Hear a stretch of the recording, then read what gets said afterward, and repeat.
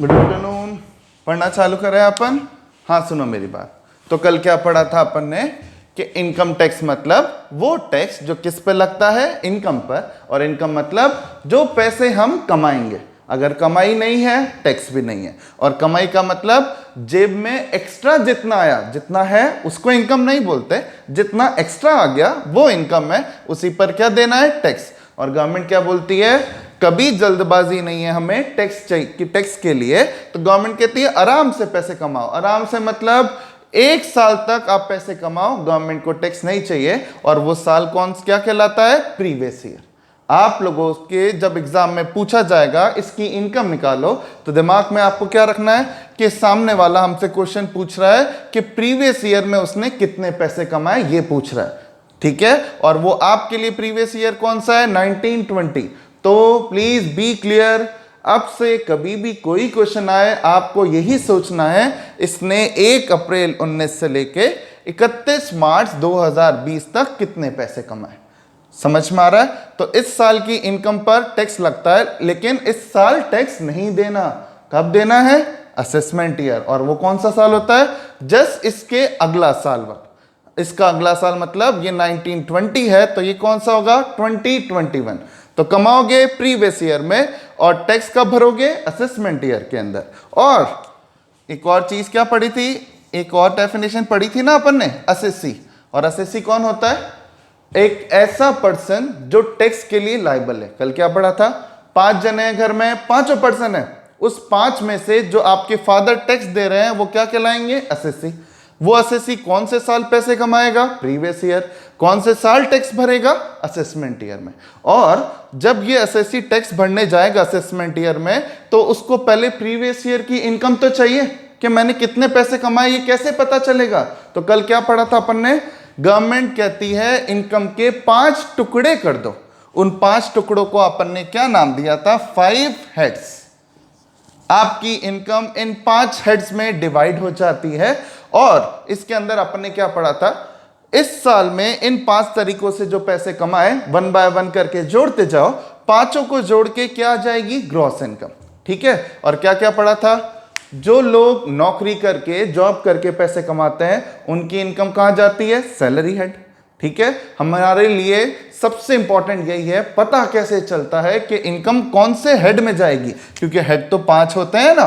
ठीक है। तो जॉब करने से इनकम गई तो सैलरी। अगर कोई बंदा ट्यूशन पढ़ा रहा है, बिजनेस कर रहा है, डॉक्टर है, सीए है, लॉयर है, तो उसकी इनकम कौन से हेड में जाती है, बिजनेस एंड प्रोफेशन। एक और चीज बोली थी मैं, कल लोग अपना घर बनाते हैं, घर को किस पे दे देते हैं, किराए पे। तो वो किराए की इनकम कहां जाती है, हाउस प्रॉपर्टी में। याद आ रहा है ना आपको, कल अपन ने पढ़ा भी था, लिखा हुआ भी है आपके।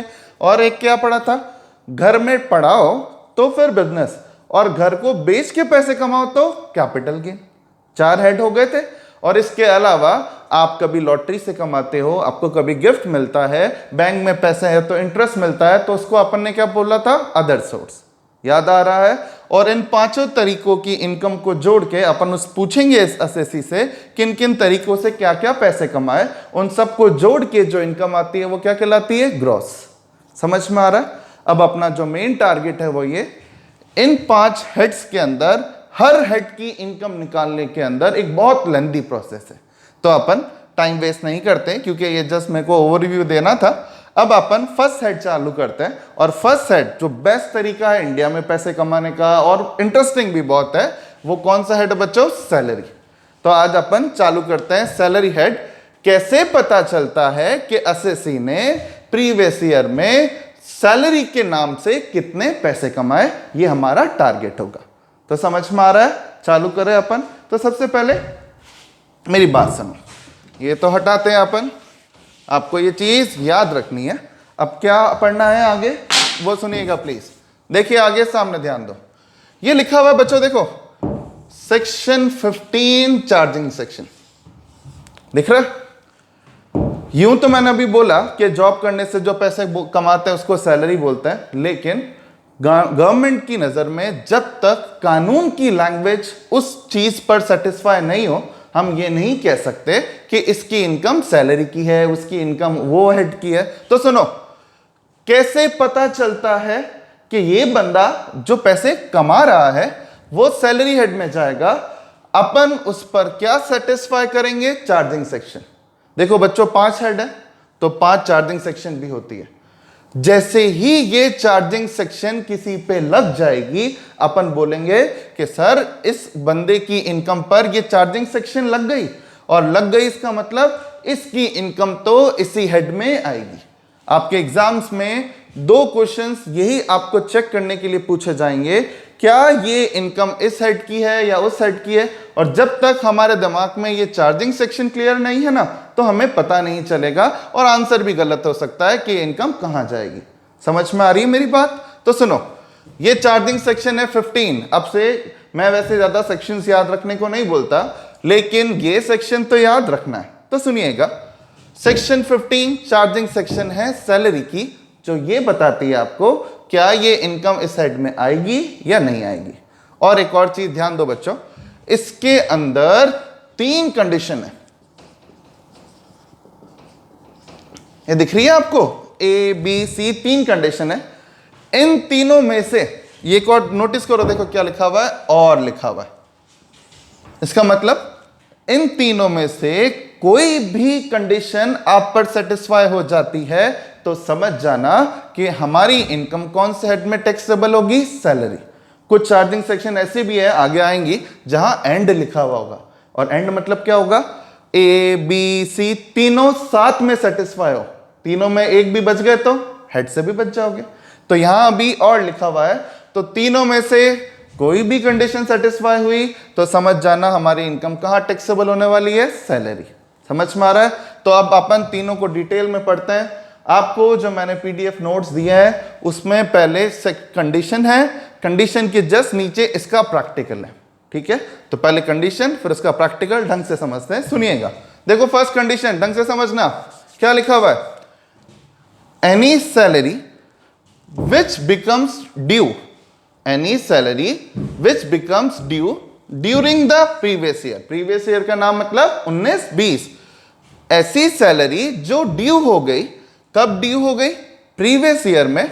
और आगे देखो बच्चों क्या लिखा है? वेदर रिसीव्ड और नॉट, चाहे मिले या ना मिले। अब इसका मतलब क्या हुआ वो सुनो।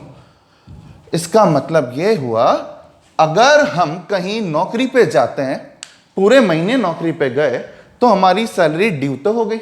ड्यू मतलब समझ रहे हो ना, हम हकदार हो गए उस तनख्वाह को लेने का। फिर चाहे वो जहां जॉब करते हैं अपन, वो हमें तनख्वाह दे या ना दे। अब इसका क्या मतलब हुआ बच्चों? इस एग्जाम्पल से समझना आप लोग प्लीज। सामने देखो, आपके पीडीएफ में भी एक एग्जाम्पल है मिस्टर विजय का नाम से। सुनो, 1 जुलाई 2019 को मेरी जॉब लगी।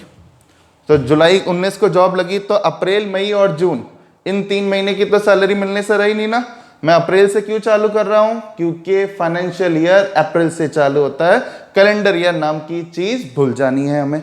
तो सुनो, 1 जुलाई 19 को मैंने जॉब ज्वाइन करी और 31 दिसंबर 2019 तक मैं जॉब में रहा। ठीक है, मेरी सैलरी मेरे को मेरे एम्प्लॉयर ने बताई थी 30,000 रुपए महीना। ठीक है बच्चों, मैंने कितने महीने जॉब करी? जुलाई से लेकर दिसंबर तक काउंट करोगे तो कितने महीने जॉब करी? 6 महीने। ठीक है, 6 महीने जॉब करी तो सैलरी ड्यू भी कितने महीने होगी? 6 मंथ्स। अब मेरी बात सुनो, मेरे घर वाले ने पूछा तूने नौकरी छोड़ क्यों दी? तो मैंने कहा 6 में से 4 महीने हो गए, तनख्वाह ही नहीं आ रही मेरी। तो मैं क्या करता, मजबूरी में मैंने नौकरी छोड़ दी। ये ही सेम टू सेम पॉइंट आपके एग्जाम में आया। आपसे पूछा गया कि इस बंदे ने नौकरी इस तारीख को ज्वाइन करी, इस तारीख को छोड़ दी, 6 महीने की नौकरी थी और 4 महीने तो उसको पैसे मिले ही नहीं। बताओ इनकम कितनी होगी? अब आपके दिमाग में इनकम कितनी होगी, तो हमारा लॉजिक काम नहीं आएगा, कंडीशन काम आएगी। कंडीशन कहती है ड्यू कितनी हुई? ड्यू कितनी हुई? जब 6 महीने नौकरी करी है तो ड्यू कितनी हुई? 6 मंथ्स। और आगे क्या लिखा हुआ है? वेदर रिसीव और नॉट लिखा है ना। इसका मतलब मुझे तनख्वाह चाहे 4 महीने की ना मिली हो बच्चों, लेकिन टैक्स तो किस पे लगेगा? 6 मंथ्स। और मैं तो एक और चीज बोलूं, 6 महीने हो गए तनख्वाह ही नहीं दे रहा, अब मैं टैक्स कहां से लाऊं? गवर्नमेंट को कोई फर्क नहीं पड़ता। गवर्नमेंट कहती है कानून सबसे बड़ा है, कानून कह रहा है आपकी सैलरी ड्यू हो गई, मिले या ना मिले हमें कोई फर्क नहीं पड़ता, नहीं मिल रही कोर्ट में जाओ लड़ाई करो, लेकिन टैक्स तो लगेगा। तो फर्स्ट कंडीशन क्लियर हुई बच्चों आप लोगों को। फर्स्ट कंडीशन क्या कहती है, इस प्रीवियस ईयर में, देखो ध्यान रखना, इस प्रीवियस ईयर में मतलब 1 अप्रैल 19 से 31 मार्च 20 तक जो सैलरी मेरी ड्यू हो गई, चाहे वो मिले या ना मिले, मुझे उस पर क्या देना पड़ेगा, टैक्स। तो अब इस क्वेश्चन का आंसर क्या आने वाला है, 30,000 इंटू 6, 1,80,000, 1,80,000 रुपीज की इनकम पर मुझे टैक्स देना है। समझ में आ रहा है, क्लियर हुआ। तो ये थी फर्स्ट कंडीशन, क्लियर हुआ। तो दो बी और सी अलग तरीके इनकम टैक्सेबल करेगी, लेकिन एक क्या कहता है, जो सैलरी इस साल ड्यू हो गई, मिले या ना मिले उस पर टैक्स ला। क्लियर हुआ ये फर्स्ट पॉइंट, ठीक है। जस्ट आपके जो नोट्स हैं उसमें एक एग्जांपल दे रखा है, वो आप लोग ट्राई करना। आंसर सही है तो फिर बी कंडीशन की तरफ ध्यान दीजिए। अब बी कंडीशन सुनिएगा, देखो पढ़ के देखो क्या लिखा हुआ है बी कंडीशन में, पढ़िए एक बार आप लोग। बी कंडीशन कहती है any salary received in advance during the previous year. अब क्या मतलब हुआ उसका वो सुनो। क्या हुआ बच्चों, सुनिएगा। 1 जनवरी 2020, ये 1 जनवरी 2020 कौन से साल से रिलेटेड है, 1920, ठीक है बच्चों। अभी तो ऑनलाइन क्लासेस है, जब फेस टू फेस क्लासेस में कई बार मैं देखता हूं कि अपन इस ईयर को लेके बड़े कंफ्यूज होते हैं। अगर मैं बोलता हूं ये 1 जनवरी 2020 कौन से साल से बिलोंग करता है, कोई 2021 बोलता है, कोई कुछ आंसर देता है। प्लीज सबसे पहले आप इस चीज को लेके क्लियर हो, कोई तारीख कौन से साल में आती है, आपको ये चीज ध्यान होनी चाहिए। तो सुनो, 1 जनवरी 2020 को मेरी जॉब लगी और 30,000 पर मंथ मेरी सैलरी है। यहां मेरा एम्प्लॉयर अच्छा है, मुझे सैलरी दे रहा है। मार्च में क्या हुआ, मार्च 20, जैसा अभी इस बार मार्च 20 सबका ही खराब निकला, इसी मार्च 20 में क्या हुआ बच्चों, मैंने मेरे एम्प्लॉयर को बोला सर आप मुझे सैलरी तो दे रहे हो, अच्छी बात है, बट मुझे पैसों की ज़रूरत है। तो मार्च 20 के अंदर मैंने मेरे बॉस से रिक्वेस्ट करी कि सर 2 महीने की सैलरी एडवांस दे दो ना। तो वो रेडी हो गए और मार्च 20 के अंदर मुझे 2 महीने की सैलरी एडवांस दी। बच्चों एडवांस मतलब पहले, ये मार्च 20 में एडवांस कौन से महीने की होगी, मार्च के बाद कौन सा आता है, अप्रैल, मई, अप्रैल 20 और मई 20 तो अगला साल होता है ना, मार्च 20 के बाद वाला साल होता है। लेकिन सैलरी मेरे एम्प्लॉयर ने कब दे दी, मार्च 20 में। बच्चों क्या सैलरी ड्यू हो गई थी इन 2 महीने की, मेरे कहने का मतलब समझ में आ रहा है। अप्रैल मई तो आएगा, मैं नौकरी करूंगा तब जाके ड्यू होगी ना, तो फिर वो सैलरी तो मुझे मार्च में ही मिल गई। अब इस केस में यही क्वेश्चन आपके एग्जाम में आया और आपसे पूछा गया कि एक बंदे ने इस तारीख को जॉब ज्वाइन करी, उसको 30,000 रुपए महीने की सैलरी है, हर महीने बराबर टाइम पे भी मिल रही है। आप उसकी सैलरी बताइए अगर मार्च 20 में 2 महीने की सैलरी एडवांस में और मिली। ये क्वेश्चन आपके आया। अब क्या करना है सुनो, जैसे ही कोई क्वेश्चन एग्जाम में आता है हमारे दिमाग में दौड़ेगी चार्जिंग सेक्शन। चार्जिंग सेक्शन की फर्स्ट कंडीशन क्या कहती है, मैं तो उसी इनकम को टैक्सेबल करूंगी जो इनकम इस साल ड्यू हुई, चाहे वो मिले या ना मिले। तो बच्चों सुनो, इस साल मतलब 1 जनवरी 20 को मैंने जॉब ज्वाइन किया, तो मार्च 20 तक मेरा 19-20 का जो ईयर एंड है वो कब होगा, मार्च 20 में। मार्च 20 तक कितनी सैलरी ड्यू हो गई, जनवरी, फरवरी एंड मार्च। इन 3 महीने की सैलरी बच्चों ड्यू हो गई तो कौन सी कंडीशन की वजह से टैक्सेबल होगी, ए कंडीशन।